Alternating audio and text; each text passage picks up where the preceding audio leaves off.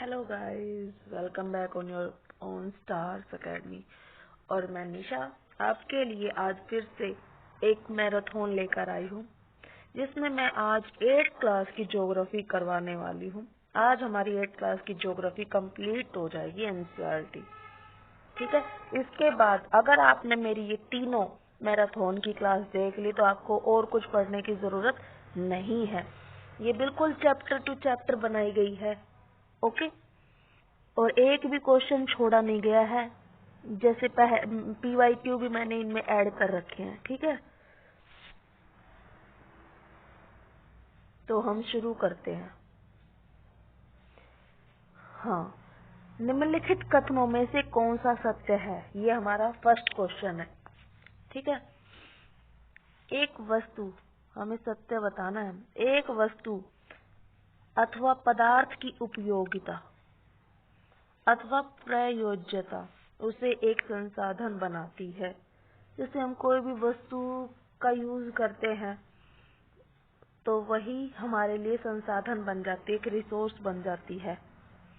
The usefulness और applicability of an object और substance makes it a resource बन जाती है।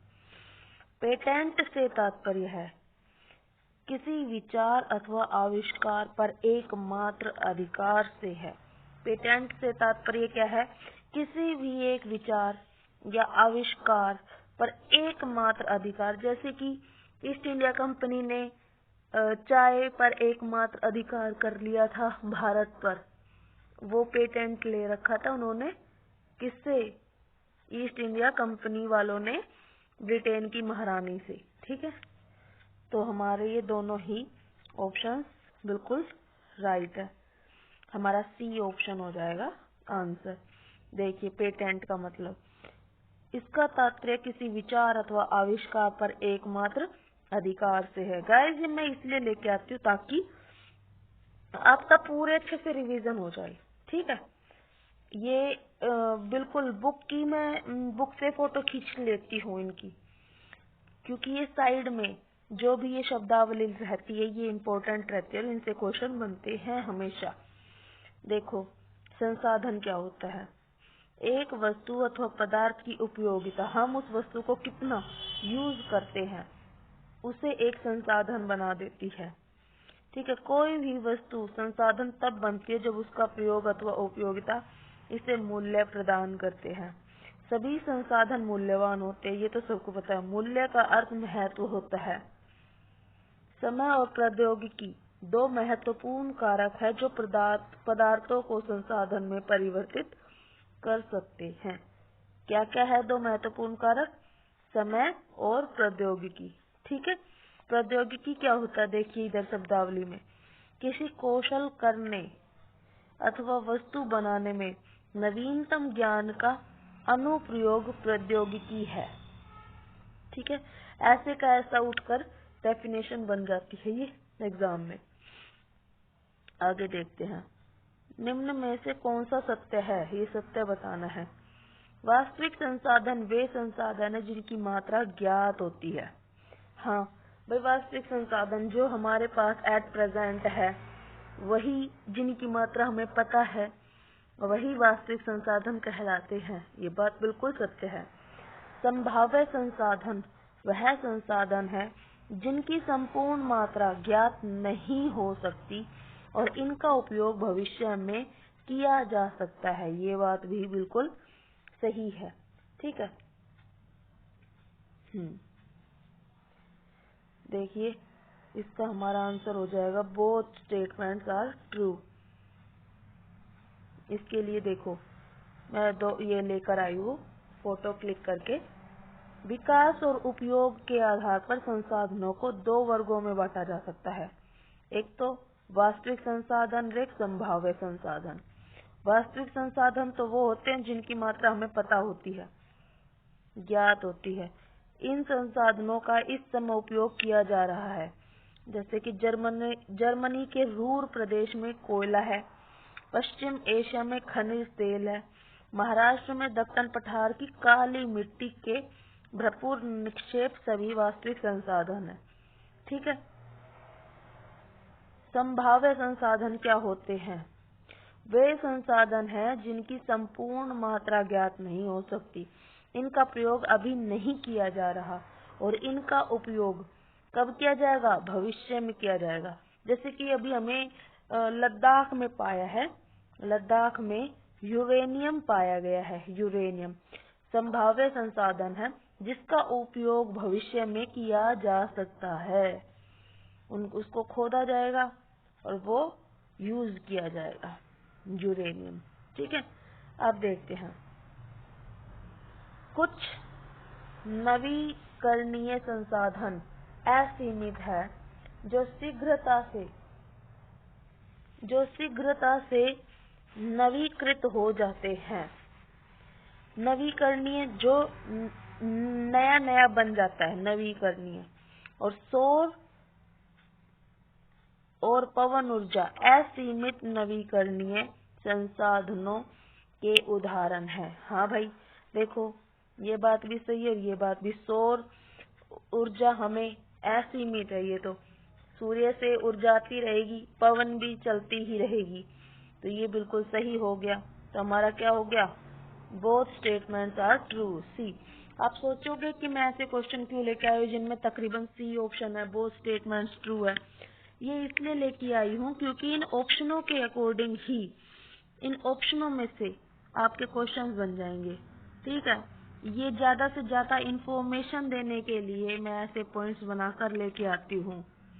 ठीक है, ताकि आपका पूरा चैप्टर कंप्लीट हो जाए, रिवाइज हो जाए आपको। नवीकरणीय संसाधन वे संसाधन हैं जो शीघ्रता से नवीकृत अथवा पुनः पूरित हो जाते हैं, दोबारा से बन जाते हैं। इनमें से कुछ तो असीमित है और उन पर मानवीय क्रियाओं का प्रभाव नहीं होता। सौर और पवन ऊर्जा, ठीक है, जैसे कि। पर कुछ ऐसे होते हैं जिन पर ना हमारा यूज करने का तरीका उनको खत्म कर सकता है। जैसे कि कुछ नवीकरणीय संसाधनों, जल, मृदा, वन का लापरवाही से यूज किया जा रहा है उपयोग उनके भंडार को प्रभावित कर सकता है। अनवीकरणीय संसाधन जो नहीं बनेंगे कभी, एक बार खत्म हो गए तो उनको बनने में हजारों साल लगेंगे। अनवीकरणीय संसाधन कौन से होते हैं भाई? वे संसाधन होते हैं जिनके भंडार कैसे हैं? सीमित है। भंडार के एक बार समाप्त होने के बाद उनके नवीकृत या पुनः बनने में हजारों वर्ष लग सकते हैं। जैसे कि कोयला, पेट्रोलियम, प्राकृतिक गैस, इसके कुछ उदाहरण है। पता चल गया? देखिए, उत्पत्ति के आधार पर हम संसाधनों को दो पार्ट में डिवाइड कर सकते हैं। एक जैव संसाधन, एबायोटिक, और एक बायोटिक, एक एबायोटिक। ठीक है, ऐसे संसाधन जो सजीव हैं, पौधे, जंतु आदि, ये तो जैव हो गए। एक एबायोटिक, अजैव, ऐसे संसाधन जो निर्जीव है, जैसे मृदा, चट्टान, खनिज आदि। ठीक है, उत्पत्ति के आधार पर जैव और अजैव है, ये याद रखना, पूछ लेंगे। मानव संसाधन से तात्पर्य लोगों की संख्या और योग्यता मानसिक तथा शारीरिक से है। यद्यपि मानव को संसाधन मानने के संदर्भ में लोगों से मतभेद है, इतना होते हुए भी इस तथ्य से इनकार नहीं किया जा सकता कि मूलतः मनुष्य की योग्यता ही भौतिक पदार्थों को मूल्यवान संसाधन बनाने में सहायता करती है।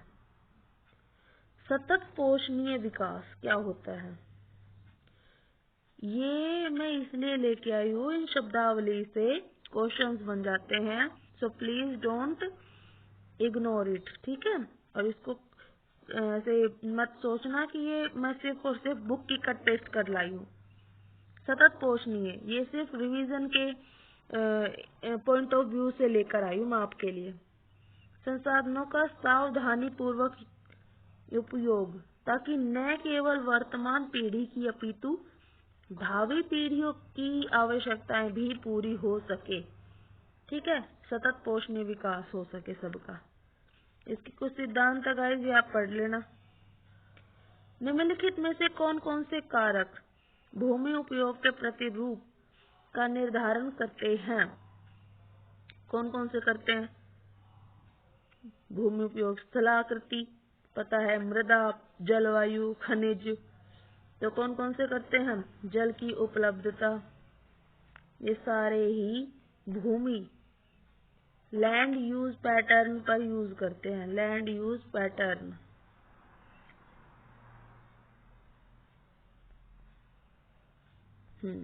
आगे चलते हैं हम।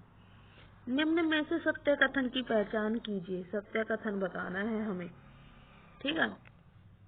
मृदा का निर्माण चट्टानों से प्राप्त खनिजों और जैव पदार्थ तथा भूमि पर पाए जाने वाले खनिजों से होता है। यह अपक्षय की प्रक्रिया के माध्यम से बनती है। तो ये दोनों ही सही है। मृदा का निर्माण चट्टानों से प्राप्त खनिजों और जैव पदार्थ तथा भूमि पर पाए जाने वाले खनिजों से होता है, ठीक है। और यह अपक्षय की प्रक्रिया के माध्यम से बनती है। मृदा बनती है अपक्षय के थ्रू, मतलब कि it is formed through the process of weathering. तो हमारा आंसर हो जाएगा 1 और 2 बोथ।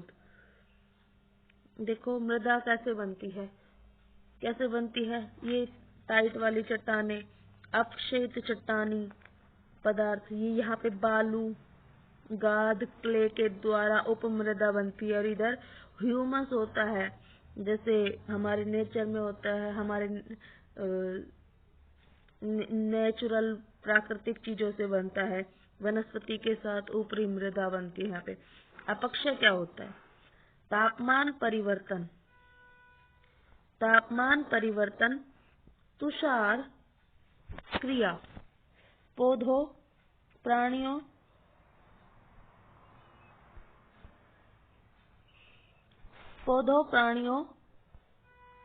और मनुष्य के क्रियाकलापों द्वारा अनावृत शैलों का टूटना और क्षय होना, ठीक है। शैलों का टूटना अपक्षय कहलाता है। मृदा निर्माण के कारकों में शामिल है, कौन कौन से शामिल है भाई? जनक शैल का स्वरूप, मतलब कि पेरेंट रॉक, स्थलाकृति, टोपोग्राफी, जैव पदार्थों की भूमिका, role of organic matter, and number 4 समय। तो गाइस इसमें होगा सभी। समय के साथ साथ मृदा बनती है, ठीक है, मृदा बनती है। और स्थल की आकृति, जैसे पठार है तो वहां पर टाइट वाली मृदा बनेगी, बट उनके टूटने से हमने अभी पढ़ा है, शैलों के टूटने से तो मृदा बनती ही है। संसाधनों के वितरण पर 2 तरह की होती है, ठीक है। जैसे कि ऐसे संसाधन जो सभी जगह पाए जाते हैं, जैसे वायु, that are found everywhere like the air। और एक स्थानिक, ये तो हर जगह पाई जाती है। और एक स्थानिक, जो कुछ निश्चित स्थानों पर पाए जाते हैं, जैसे कि तांबा आदि, ठीक है, कुछ निश्चित स्थानों पर पाए जाते हैं। मृदा संरक्षण की किस विधि में प्रवाल का इस्तेमाल किया जाता है? किसमें किया जाता है? मृदा को बचाने की किस विधि में प्रवाल का इस्तेमाल किया जाता है? मल्चिंग में, वेदिका फार्म में, रक्षक मेखला में, अंतर फसल में। तो ये होता है गाइस मल्चिंग में। अब कहोगे मल्चिंग क्या है? तो मल्चिंग तो होती है जैसे कि फसल उगा दी, यहाँ पे इसके बीच में 2 ये डंडियां बना दी, मतलब पगडंडी सी बना दी, पर इस पे कुछ उगाया नहीं जाता था इसके, फिर इधर फसल उगा देते थे, तो ये होती थी मल्चिंग। देखो मैं लेकर भी आई हूँ मल्च बनाना, मल्चिंग, ये रही मल्चिंग। पौधों के बीच अनावृत भूमि जैव पदार्थ जैसे प्रवाल से ढक दी जाती है। The bare ground between plants is covered with a layer of organic matter like straw। इससे मृदा की आर्द्रता रुकी रहती है। देखो ये इधर ये फसल है इधर, और इधर ये मिट्टी की मोटी एक ऐसी परत बना दी जाती थी, मोटी पगडंडी सी बना दी जाती है, जिससे कि पानी फसलों में रुका रहता था, इधर उधर नहीं जाता है। ठीक है। इसे मृदा अपरदन भी रोका जाता है इसमें, ठीक है, मृदा अपरदन। एक ही है जैसे अंतर फसल। अंतर फसल ये क्या होता है, पहले एक फसल बो दी, ठीक है, फसल बो दी है, फिर इसके बाद में दाल वाल कुछ ऐसी छोटी फसल उगा दी जाती थी, दाल वाल, फिर दोबारा से कोई फसल उगा दी जाती थी। तो जो ये इन दोनों के बीच में गैप, इन दोनों फसलों के बीच में गैप रखने के लिए हम ये जो अलग प्रकार की एक फसल उगाते हैं उसको अंतर फसल बोलते हैं, ठीक है। रक्षक मेखला, ये तो रक्षक मेखला यही हो गया। इसको इस डंडी सी, ये जो रेत की हम ऊंची ऊंची ढेरी बना के रखते हैं फसल के बीच में, ये रक्षक मेखला है, इससे मृदा अपरदन नहीं होता है, ठीक है, इससे मृदा अपरदन नहीं होता है। निम्न में से कौन सा कथन सत्य है? ड्रिप अथवा टपकन विधि का प्रयोग वाष्पीकरण की अधिक दर वाले शुष्क प्रदेशों में किया जाता है। और ये तो सही है भाई, ड्रिप या टपकन विधि का यूज किया जाता है ताकि शुष्क प्रदेश शुष्क ना रहे, ज्यादा देर तक उसमें नमी बनी रहे। स्प्रिंकलर खाद का एक प्रकार है जिसमें बहुत कम, ये सॉरी कम है, पानी की आवश्यकता होती है। गाइस ये गलत है क्योंकि स्प्रिंकलर एक सिंचाई का यंत्र है, खाद नहीं है, ठीक है। तो हमारा आंसर हो जाएगा ओनली 1, स्प्रिंकलर नहीं है। स्प्रिंकलर देखो क्या होता है, जल का उपयोग खेतों की सिंचाई के लिए किया जाता है। जल रिसाव को कम करने के लिए नहरों को ठीक से पक्का करना चाहिए, ये ऐसे ही है। वाष्पीकरण की दर, हाँ ये देखो, रिसाव और वाष्पीकरण से होने वाली जल क्षति को रोकने के लिए क्षेत्र की स्प्रिंकलरों से सिंचाई करना अधिक प्रभावी होता है। जैसे कि हम अपनी भाषा में बोलते हैं फुहारे, फुहारों से ये सिंचाई करना ज्यादा अच्छा माना जाता है। वाष्पीकरण की दर, अधिक दर वाले शुष्क प्रदेशों में सिंचाई की ड्रिप अथवा टपकन विधि बहुत उपयोगी होती है। संरक्षण की इन विधियों को अपनाकर बहुमूल्य जल संसाधन को संरक्षित किया जा सकता है, ठीक है। आगे बढ़ते हैं हम। निम्न कथनों पर विचार कीजिए। विश्व की वनस्पति के मुख्य प्रकारों को 4 वर्गों वन, घासस्थल, गुल्म और टुंड्रा में रखा जा सकता है। हाँ, और जैसे जैसे आर्द्रता कम होती है वृक्षों का आकार, उनकी सघनता कम हो जाती है। जैसे कि आपको पता है, ये तो बात तो सही है कि वनस्पति की 4 मुख्य प्रकार हैं। वन है एक, घासस्थल है एक, गुल्म है एक, टुंड्रा है। और जैसे अमेजन नदी का हो गया, भूमध्य रेखा के आसपास में अमेजन वन है, उनकी ऊंचाई तो कितनी ज्यादा है क्योंकि वहाँ पे आर्द्रता बहुत ज्यादा है, ठीक है। और जैसे जैसे आर्द्रता कम होती है, जैसे राजस्थान में छोटी छोटी झाड़ियां ही मिलती है, तो उनका आकार भी कम हो गया और उनकी सघनता भी कम हो गई। और अमेजन वन हो गया, या उधर जाओ तमिलनाडु की साइड में जाओगे तो असम की साइड में देख लो, असम में चेरापूंजी में इधर बहुत ऊंचे ऊंचे और बहुत ज्यादा वन मिलेंगे, बहुत ज्यादा बड़े बड़े पेड़ मिलेंगे इधर, ठीक है। तो हमारे दोनों ही कथन सही है, तो हमारा आंसर हो जाएगा बोथ स्टेटमेंट्स आर ट्रू। आगे देखते हैं, मॉस और लाइकेन किस प्रकार की वनस्पति के उदाहरण हैं? ये जंगली घास है, गुल्म है, टैगा है या टुंड्रा है? तो ये है गाइस हमारी टुंड्रा, ठीक है, टुंड्रा, मॉस और लाइकेन। ये ऐसे का ऐसा एग्जाम में आया था, इसको ऐसे का ऐसा ही याद करना। इन कथनों पर विचार कीजिए, करो भाई विचार।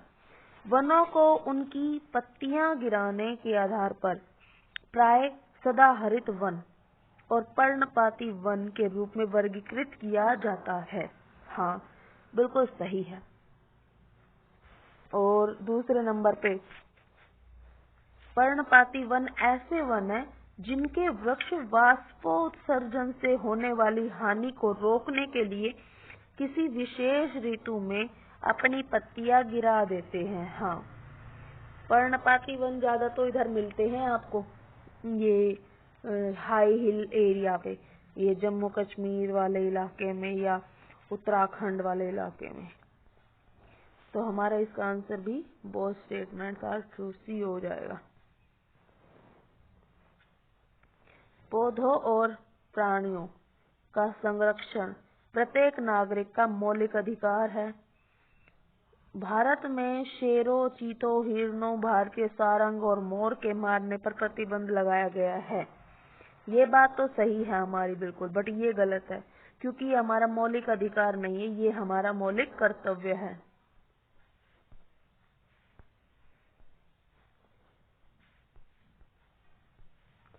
मौलिक कर्तव्य है जो हमारे आर्टिकल 51A में है, ठीक है।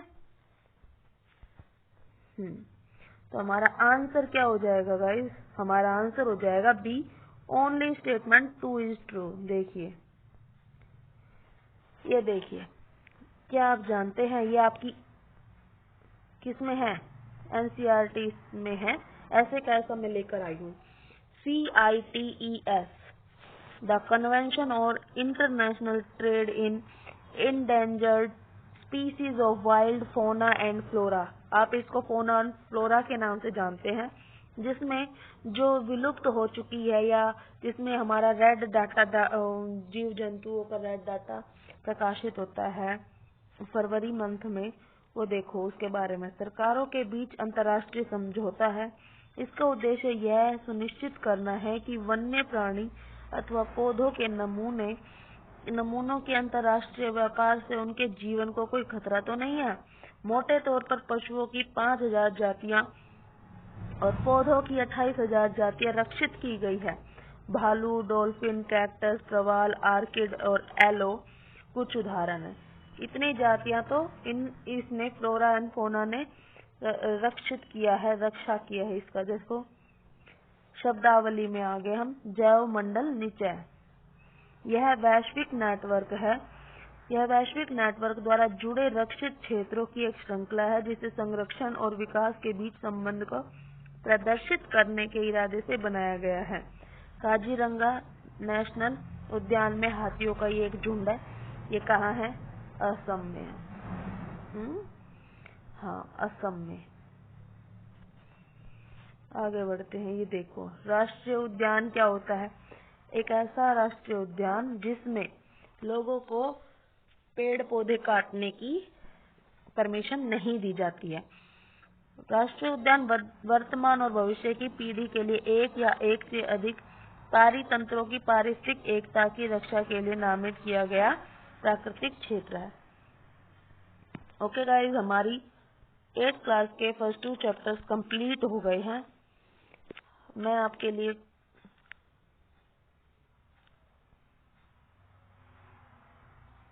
अगली PDF ओपन करती हूँ और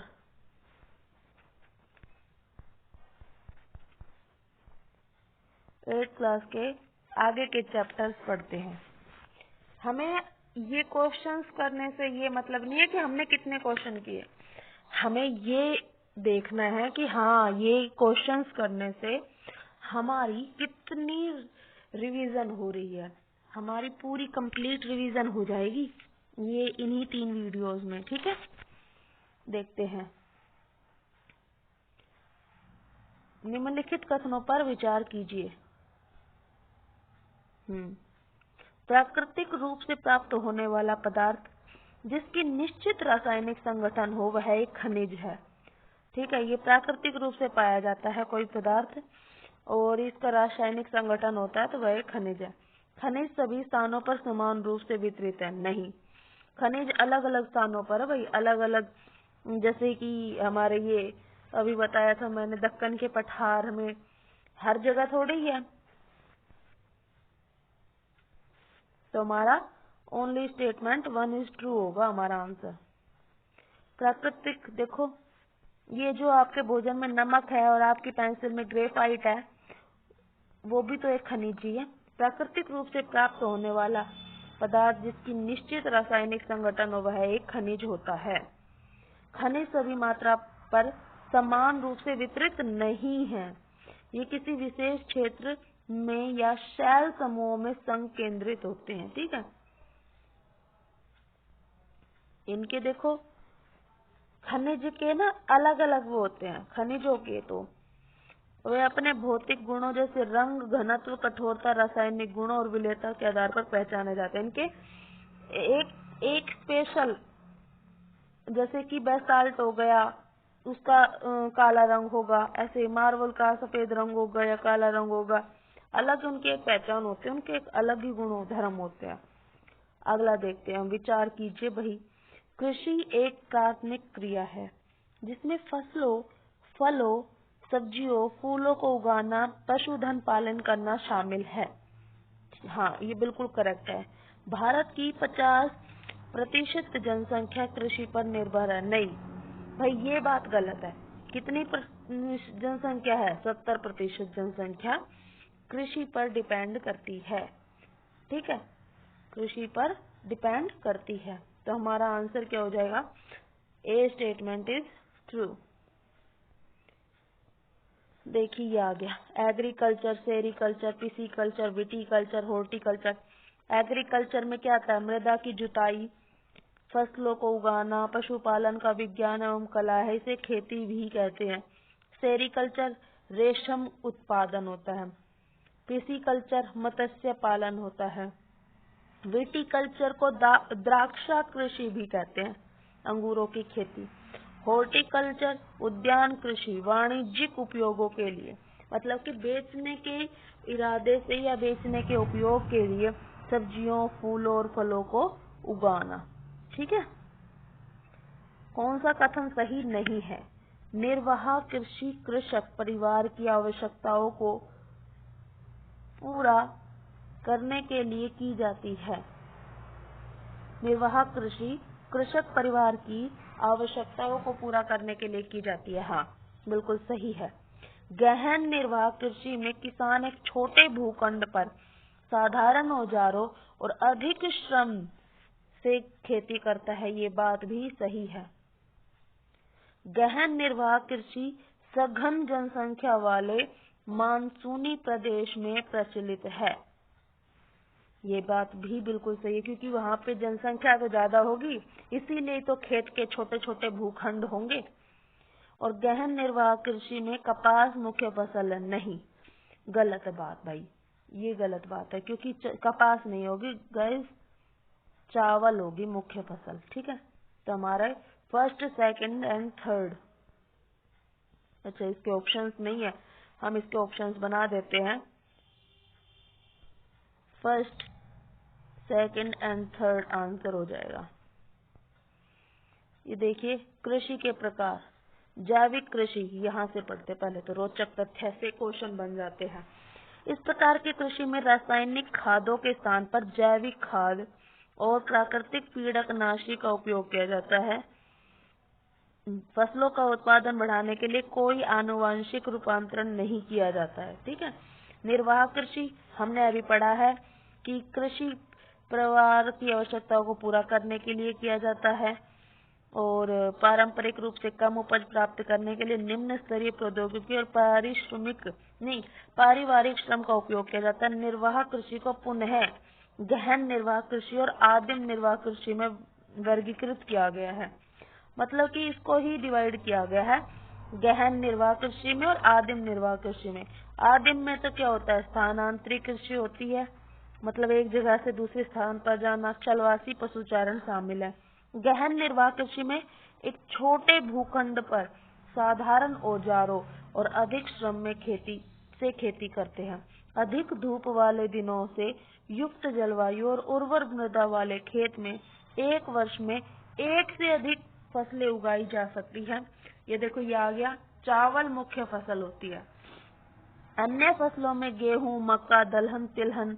गहन निर्वाह कृषि दक्षिण पूर्वी और पूर्वी एशिया के सघन जनसंख्या वाले मानसून प्रदेशों में प्रचलित है। ठीक है, कौन सा सही सुमेलित है? सही सुमेलित, मिल्पा ब्राजील, लदांग मलेशिया, झूमिंग उत्तर पूर्वी भारत। भाई कौन सा सही होगा? ये सही होगा हमारा लदांग मलेशिया में है, झूमिंग उत्तर पूर्वी भारत में है। ठीक है, ये देखते हैं कैसे कहेंगे हम। सेकंड एंड थर्ड देखते हैं, मैं बताती हूँ। देखो ये रहा। स्थानांतरित कृषि विश्व के विभिन्न भागों विभिन्न नामों से जानी जाती है। जैसे देखो, झूमिंग कहाँ होती है? उत्तर पूर्वी भारत में। मिल्पा होती है मैक्सिको। मैं से मिल्पा और मैं से मैक्सिको, याद रखने का तरीका। रोका ब्राजील में, जैसे कि जल को रोक दिया गया हो। ठीक है, जल ब्राजील, जल को रोक दिया गया हो। लदांग मलेशिया। ठीक है, लदांग मलेशिया, तो ये याद रखना, लदांग मलेशिया, झूमिंग उत्तर पूर्वी भारत, और मिल्पा कहाँ थी? मैक्सिको में। मैं से मिल्पा और मैं से मैक्सिको। ठीक है, याद रखना। मैचिंग के भी क्वेश्चंस बन जाते हैं इन चारों से, आया हुआ है। कौन सा कथन सत्य है? रोपण कृषि वाणिज्यिक कृषि का एक प्रकार है और यहाँ एकल फसल उगाई जाती है। ठीक है, इसमें बहुत पैमाने पर, इसमें वृहत पैमाने पर श्रम और पूंजी की आवश्यकता होती है। रोपण कृषि के मुख्य क्षेत्र विश्व के उष्णकटिबंधीय प्रदेशों में पाया जाता है। तो ये एक वाणिज्यिक कृषि है। ठीक है, ये बात भी बिल्कुल सही है। वृहत पैमाने पर, बड़े पैमाने पर श्रम और पूंजी लगती है। रोपण कृषि के मुख्य क्षेत्र विश्व के उष्णकटिबंधीय, तो हमारा आंसर हो जाएगा गाइस इसमें डी। 1, 2 एंड 3 तीनों ही सही है। इस पर विचार करो। भारत, मलेशिया और श्रीलंका चाय के उत्पादन में अग्रणी है, अग्रणी है, आगे है। भारत, मलेशिया और श्रीलंका चाय के उत्पादन में अग्रणी है और मलेशिया और ब्राजील रबड़ के उत्पादन में अग्रणी है।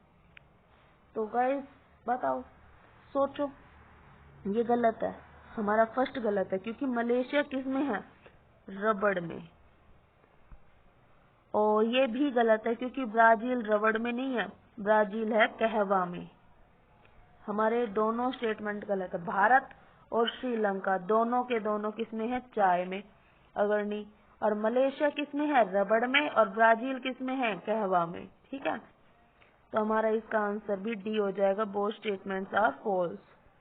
देखिए, रोपण कृषि में उत्पाद का प्रसंस्करण खेतों पर या निकट के कारखानों में किया जाता है। इस कृषि में परिवहन जाल के विकास की अनिवार्यता होती है। मलेशिया में रबड़, ब्राजील में कहवा, भारत और श्रीलंका में चाय इसके उत्पादन है। ठीक है, उच्च तापमान, अधिक आर्द्रता, वर्षा तथा चीका युक्त जलोढ़ मृदा की आवश्यकता किस फसल के उत्पादन में होती है?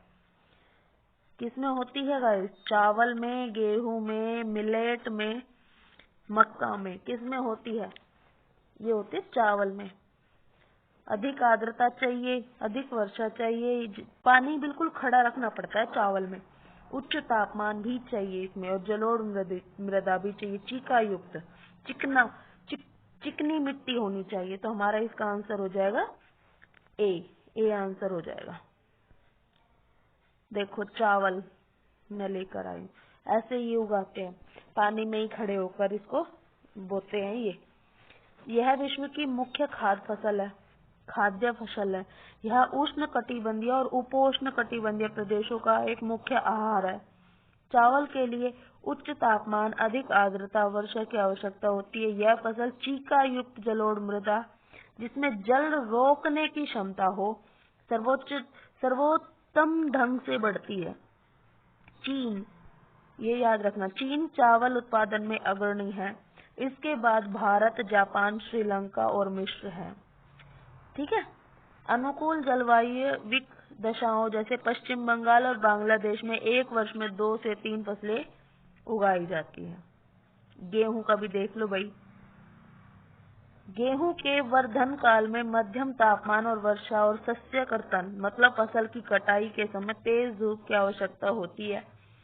इसमें दोमट मृदा की आवश्यकता है, दोमट मृदा होनी चाहिए। गेहूं संयुक्त राज्य अमेरिका, कनाडा, अर्जेंटीना, रूस, यूक्रेन, ऑस्ट्रेलिया और भारत में विस्तृत रूप से उगाया जाता है। भारत में कब उगाया जाता है? शीत ऋतु में। मिलेट मतलब बाजरा, मिलेट मतलब बाजरा, ये मोटे अनाज है, कम उपजाऊ और बलुई मृदा में भी उगाई जा सकती है। इसमें कम वर्षा चाहिए और उच्च से मध्यम तापमान, पर्याप्त सूर्य प्रकाश की आवश्यकता होती है। ज्यादा कुछ नहीं है इसमें। कथन सत्य नहीं है, बताना नहीं है। पटसन को सुनहरा रेशा के रूप में भी जाना जाता है, बिल्कुल सही है। कपास काली और जलोढ़ मृदा में सर्वोत्तम उगती है, बिल्कुल सही बात है ये, ठीक है, बिल्कुल सही बात है।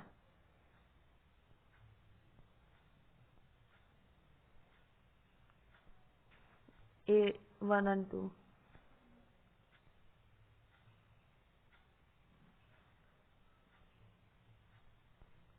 क्या, ये देखते हैं इस कपास के बारे में भी भाई।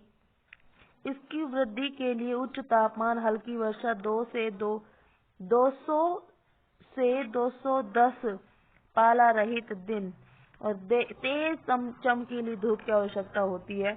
यह काली और जलोढ़ मृदा में सर्वोत्तम उगती है, ठीक है, ये यहाँ थी ना, काली और जलोढ़ मृदा में सर्वोत्तम उगती है। चीन, संयुक्त राज्य अमेरिका, भारत, ये सब इसमें अग्रणी है। यह सूती वस्त्र उद्योग के लिए कच्चा माल है। पटसन को सुनहरा रेशा के रूप में जाना जाता है, अभी जलोढ़ मृदा में अच्छे ढंग से होती है, ठीक है। भारत और बांग्लादेश पटसन के अग्रणी उत्पादक है। कॉफी और देख लो, इसके लिए गर्म और आर्द्र जलवायु और सुअपवाही दोमट मृदा, इसमें दोमट मृदा की आवश्यकता होती है, ठीक है। पर्वतीय ढाल होनी चाहिए, ढालों पर होती है कॉफी। ब्राजील कॉफी का अग्रणी उत्पादक है। इसके पश्चात कोलंबिया और भारत। तो सबसे नंबर 1 पे कौन है? ब्राजील है कॉफी के लिए। कॉफी को कहवा भी बोलते हैं। कॉफी के पौधे की खोज किसने की, आप पढ़ लेना कि किसने की है भाई, देख लेना, ठीक है। आगे, कॉफी का अग्रणी उत्पादक देशों को क्रम से लगाओ। तो ब्राजील, कोलंबिया और भारत, ये तो तीनों क्रम से ही हैं। इसका आंसर हो जाएगा 1, 2 और 3, हमने अभी अभी पढ़ा है। खाद्य सुरक्षा के विषय में निम्नलिखित कथनों पर विचार कीजिए। कृषि के विकास का चरम लक्ष्य सुरक्षा को बढ़ाता है। कृषि के विकास का चरम लक्ष्य खाद्य सुरक्षा को बढ़ाना है।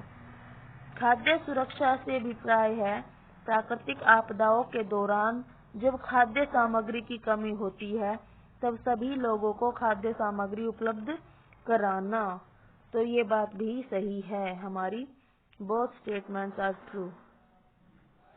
एक और बात, ये सीटेट ने इसका आंसर माना था बोथ स्टेटमेंट्स आर ट्रू, ठीक है, पर इसका जो एनसीईआरटी में एक्सप्लेनेशन लिखा हुआ है वो ऐसा नहीं है कि प्राकृतिक आपदाओं के दौरान, उसमें लिखा हुआ है, मैं वो भी लेकर आई हूँ आपके लिए।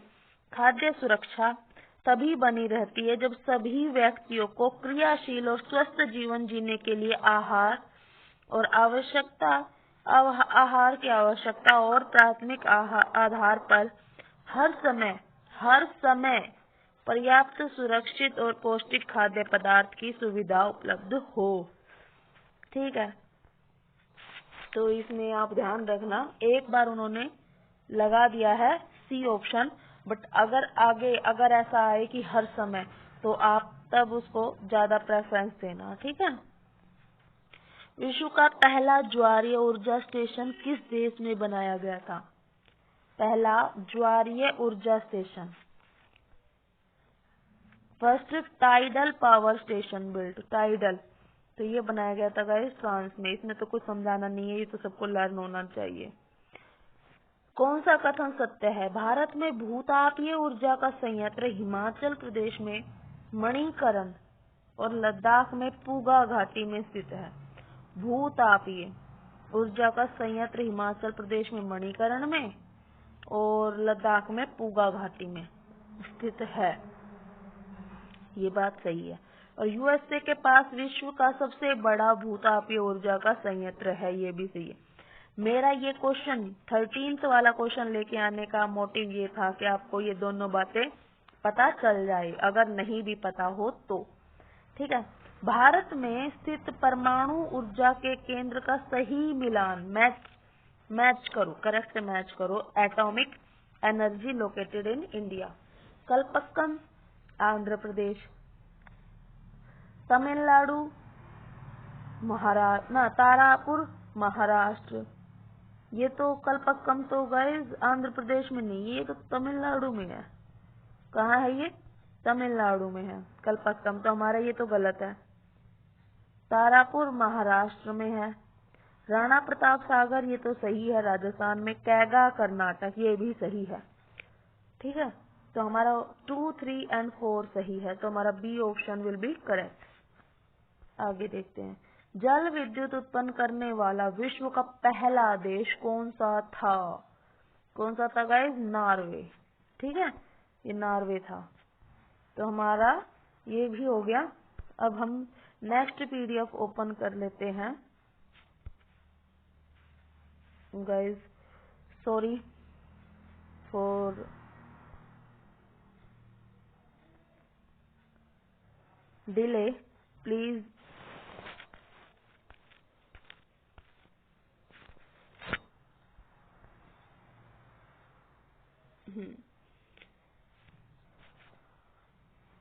Ignore it, please ignore it.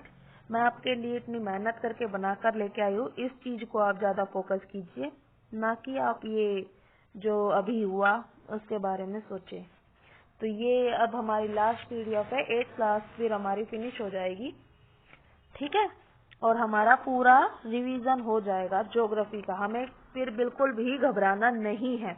ठीक है, एग्जाम टाइम के दौरान निम्न में से कौन सा या से सार्वजनिक क्षेत्र के उद्योग प्रबंधन में आते हैं? सार्वजनिक क्षेत्र के उद्योग बताना है हमें। ठीक है, तो देखते हैं। Hindustan aeronautics limited, steel authority of India limited, Maruti उद्योग लिमिटेड, आनंद मिल्क यूनियन लिमिटेड। तो गाइज इसका हमारा आंसर हो जाएगा Hindustan aeronautics and steel authority, क्योंकि मारुति भी प्राइवेट है and Anand milk union limited भी प्राइवेट है। तो हमारा आंसर 1 और 2 बोथ हो जाएंगे। ठीक है, इसमें जो ये डी है ना, ये वाला, ये आनंद मिल्क यूनियन लिमिटेड, ये सहकारी है। सहकारी क्या होता है? आधा तो प्राइवेट है और आधा गवर्नमेंट है। अच्छा, सत्य कथन की पहचान करनी है, सत्य कथन की। ठीक है, औद्योगिक तंत्र में निवेश, प्रक्रम और निर्गत शामिल होते हैं। ये आपको ऐसे समझ में नहीं आएगा, मुझे खुद समझ में नहीं आया था ये फर्स्ट ऑप्शन जब मैंने बनाया था। ये देखो, an industrial system consist of inputs. जब हम कोई कच्चा माल लेके आते हैं कोई भी सिस्टम में, किसी भी इंडस्ट्री में, सबसे पहले इनपुट लगाते हैं कच्चा माल, फिर प्रोसेसिंग करते हैं, उसको हम चेंज करते हैं। ठीक है, पक्के माल में, फिर आउटपुट होता है। आउटपुट, ठीक है, आउटपुट मतलब कि वो सामान फिर बन के तैयार हो जाता है, मार्केट में आ जाता है, तो वो आउटपुट होता है। तो ये बात बिल्कुल सही है। ठीक है, सेकंड, प्रक्रम में कई तरह के क्रियाकलाप शामिल है। प्रक्रम मतलब प्रोसेसिंग में, जो कच्चे माल को परिष्कृत माल में परिवर्तित करते हैं। The process includes a variety of activities that converts raw material into finished goods. ये भी बात सही है। Output is the final product and the income earned from it. ये बात भी सही है। तो हमारा डी आंसर हो जाएगा। ये मैं इसलिए लेके आई कि इसमें क्वेश्चन आया था सीटेट में एक बार कि एक इंडस्ट्री के लिए क्या क्या जरूरी है, उसके तीनों फैक्ट बताने थे। तो तीनों फैक्ट मैं इस तरीके से बनाकर लेकर आई हूँ। औद्योगिक प्रदेश का विकास तब होता है जब विभिन्न प्रकार के उद्योग एक दूसरे के निकट स्थित हो। हाँ भाई, जैसे कि एक मार्केट है, उसमें सब्जी वाले की दुकान भी है और ये सब चीजों की दुकान आसपास में होती ही है, आपको सबको पता, तभी तो उसका फायदा होता है। नंबर 2, अपनी निकटता के लाभ आपस में साझा न करते हो। नहीं, ये गलत है। अपनी जब वो आपस में आसपास में दुकानें होंगी तो वो बताएगा कि देखो सब्जी यहाँ से ले लो, देखो ये यहाँ से ले लो, वो वहां से ले लो। साझा तो करेंगे तभी तो आंसर आएगा। तो हमारा आंसर हो जाएगा ओनली 1। निम्नलिखित कथनों पर विचार कीजिए। उभरते हुए उद्योगों को सनराइज उद्योग कहा जाता है। The emerging industries are called sunrise industries. Number 2, सूचना प्रौद्योगिकी उद्योग के मुख्य केंद्र मध्यवर्ती कैलिफोर्निया के सिलिकॉन घाटी में और भारत के बेंगलोर प्रदेश में है। The main centers of the information technology industry are in the Silicon Valley of Central California and the Bangalore region of India. तो हमारा इसका आंसर क्या हो जाएगा गाइस? इसका आंसर हो जाएगा हमारा, दोनों ही सही है, बोथ स्टेटमेंट्स आर ट्रू। देखिए, उभरते, अगर आपको ये साफ दिखाई भी नहीं दे रहा है तो सुनते रहो। उभरते हुए उद्योग सनराइज उद्योग के नाम से जाने जाते हैं। इसमें सूचना प्रौद्योगिकी, स्वास्थ्य लाभ, सत्कार और ज्ञान से संबंधित उद्योग शामिल है।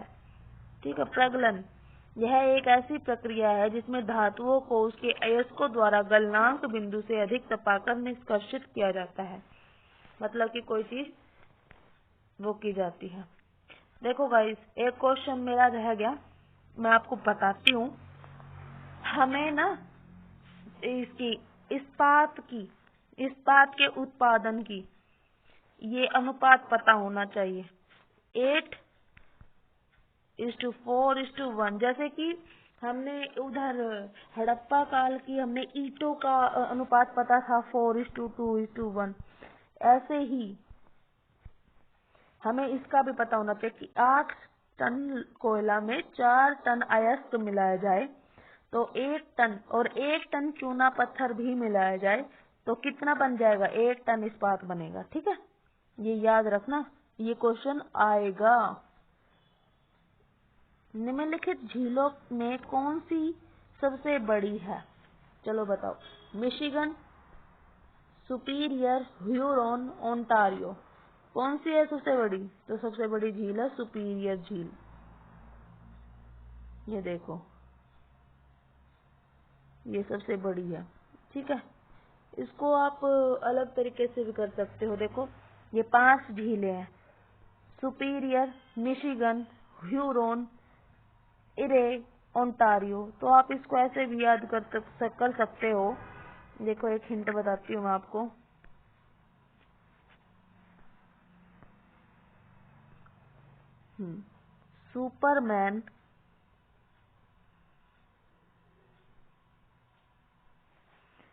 सुपरमैन हेल्प्स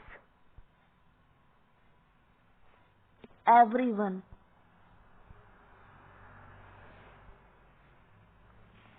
ऐसे याद कर सकते हो आप इस चीज को कि ये 5 कौन सी झीलें हैं। देखो, सुपर से सुपीरियर, मैन से मिशिगन, हेल्प से ह्यूरोन, और ये एवरी से इरी, ई से इरी ये वाली, और सॉरी वन में ओ से ओंटारियो।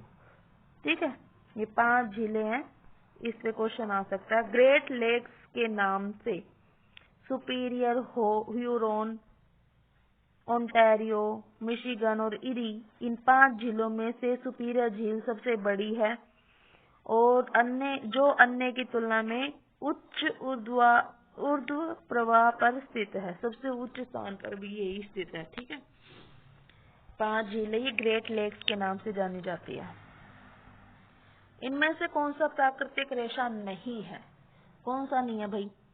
ऊन नहीं है, कपास नहीं है या लिनन नहीं है या रेयन नहीं है, तो कौन सा नहीं है? ये नहीं है रेयन, रेयन नहीं है, और बाकी तो प्राकृतिक रेशा ही है। ठीक है, प्राकृतिक रेशा ही है। ये आ गई प्राकृतिक रेशे, ऊन, सिल्क, कपास, लिनन, जूट, ये है। ठीक है, मानव निर्मित रेशों में नायलॉन, पॉलिएस्टर, एक्रिलिक और रेयन। ठीक है, पहला सफल आधुनिक वस्त्र मिल मुंबई में 1854 ईस्वी में स्थापित किया गया था। ठीक है, बट एक और बात, क्या आप जानते हैं देश में प्रथम वस्त्र का उद्योग 1818 में, अगर नहीं दिखाई पड़ रहा है तो मैं दिखा देती हूँ, 1818 में कोलकाता के समीप फोर्ट ग्लेस्टर में, फोर्ट कहाँ गया यार,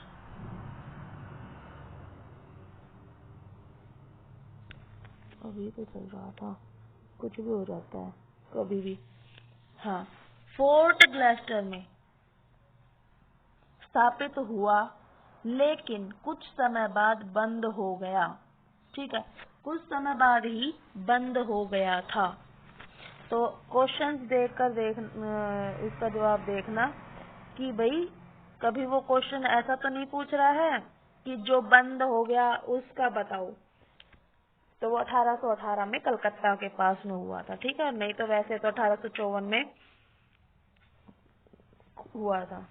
गुजरात में पहली सूती मिल अहमदाबाद 1859 मतलब 1859 में साबरमती नदी के तट पर स्थापित हुई थी। अहमदाबाद को प्राय भारत का मैनचेस्टर कहा जाता है। दोनों ही कथन बिल्कुल सही है। Both statements are true. ठीक है, ये क्वेश्चन देखो इम्पोर्टेंट है। जापान का मैनचेस्टर किसे कहा जाता है? जापान का, तो जापान का मैनचेस्टर कहा जाता है मैनचेस्टर ओसाका को। ठीक है, सत्य कथन की पहचान कीजिए। मानव संसाधन मंत्रालय का निर्माण लोगों के कौशल को बढ़ाने के लिए 1985 ईस्वी में किया गया था। बिल्कुल सही है। और प्रधानमंत्री कौशल विकास योजना का लक्ष्य 2020 तक 1 करोड़ युवाओं को कौशल प्रशिक्षित करना था। ये बात भी बिल्कुल सही है।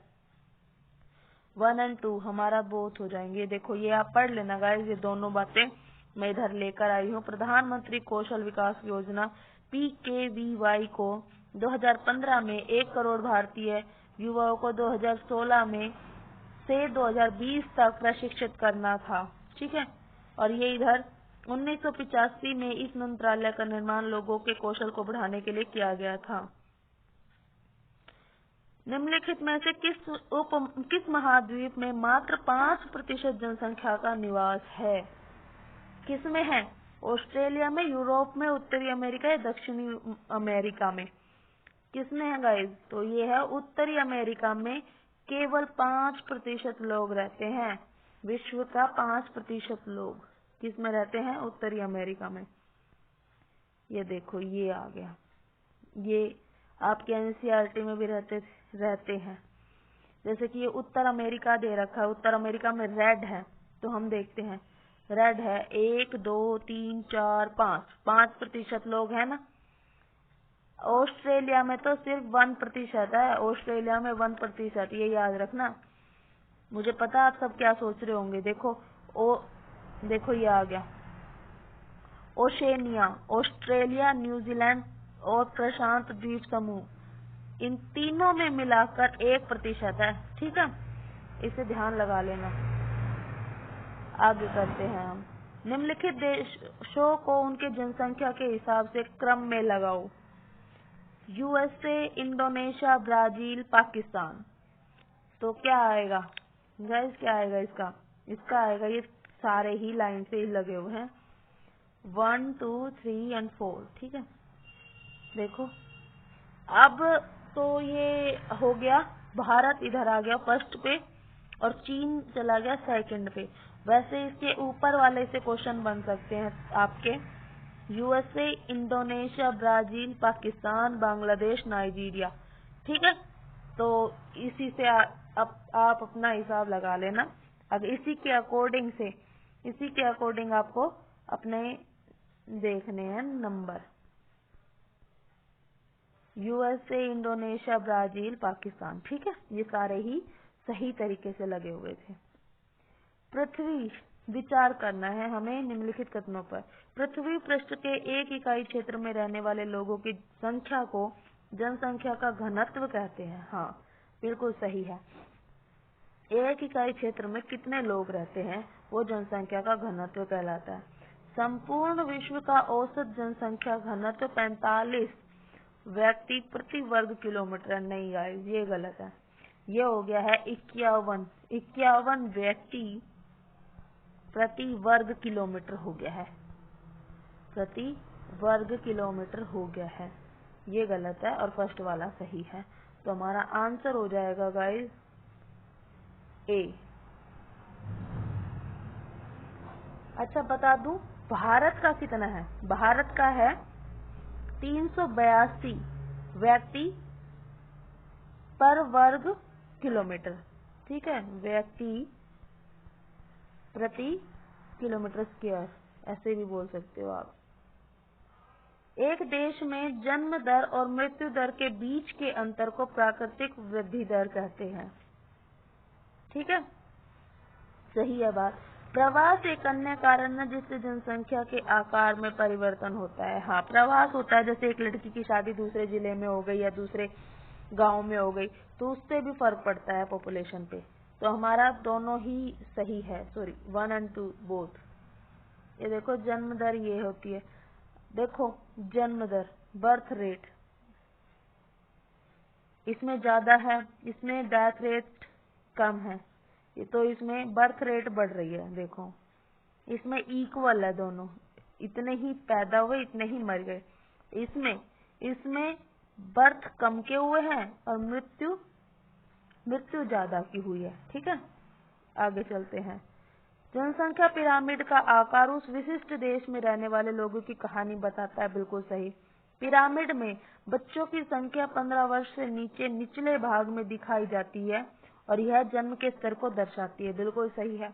ऊपर का आकार वृद्ध लोगों की संख्या दर्शाता है और मृतकों की संख्या भी दर्शाता है। सही है। भारत का जनसंख्या पिरामिड ऊपर की ओर तीव्रता से संकरा होता जाता है। हाँ, ये भी सही है हमारा। तो बहुत सारी स्टेटमेंट सही है। देखो ये भारत का है, ऊपर की ओर गया ना संकरा होता हुआ, तो मतलब कि छोटे बच्चे तो ज्यादा जीवित रहते हैं, बट जितनी ज्यादा उम्र बढ़ती जाती है उतने ही लोग ज्यादा जल्दी मरते जाते हैं।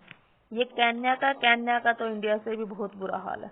सबसे अच्छा किसका है? सबसे अच्छा है जापान का पिरामिड। ठीक है, जापान का पिरामिड सबसे अच्छा एग्जाम्पल है। किसका? जनसंख्या पिरामिड का। ठीक है, तो गाइज ये थी हमारी एक क्लास जिसमें मैंने आपको 8 क्लास की ज्योग्राफी कंप्लीट कराई है, और इससे पहले भी मैं 2 इसके पार्ट लेके आ चुकी हूँ जिसमें मैंने 6th और 7th की ज्योग्राफी कंप्लीट करवाई हुई है। प्लीज उनको भी विजिट करना, और thank you for watching my video and share my channel video and share my video and subscribe my channel. Thank you.